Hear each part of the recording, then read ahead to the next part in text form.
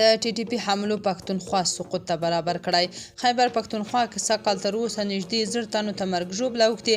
دا چې ولې پاکستاني حکومت ته د شک په سترګه کتل کېږي نو جزئیات همدلته وګورئ او چینل هم سبسکرایب کړئ.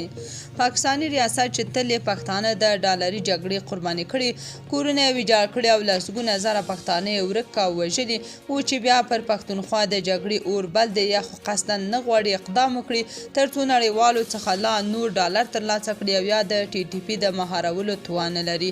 تازه خبر دا دی چې د پاکستاني رسنیو د راپور پر اساس سږ کال په خیبر پښتونخوا کې نږدې 1000 تنه په وسلوالو بریدونو کې وژل شوي یا ټپیان شوي دي. ایکسپریس ټریبیون ورځپاڼې نن دوشنبې راپور ورکړی چې سږ کال یوازې د خیبر پښتونخوا ایالت په تروریستي بریدونو کې 953 پوځیانو او ملکیانو ته مرګ ژوبله اوښتې چې په هغو کې 330 وژل شوي دي. د ورځپاڼې پر اساس په دې موده کې په خیبر پښتونخوا کې 614 نور کسان تر ټپیان شوي دي. د ایکسپریس ټریبیون د راپور له مخې په خیبر پښتونخوا کې د ناامنۍ له زیاتوالي وروسته د تاوتریخوالي، جرمونو او تښتونو شمېر هم ډېر شوی دی. ویل کېږي چې په روان کال کې په دې ایالت کې 98 پیښې شوي دي. ورځپاڼې د امنیتي چارواکو له قوله ویلي چې د ټانګ، لکي مروت، بنو، دیره اسماعیل خان، شمالي او جنوبي وزیرستان په سیمو کې د امنیتي ځواکونو فعالیتونه د دوی په امنیتي اډو پورې محدود دي.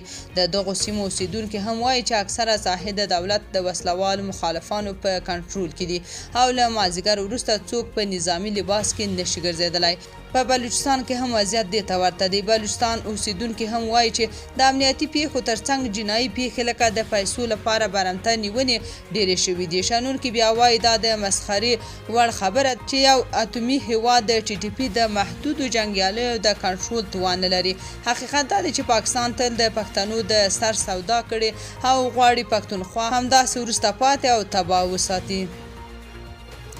تاسو په دې اړه څه نظر لرئ؟ کومنټ کې شریک او چینل هم سبسکرایب کړئ.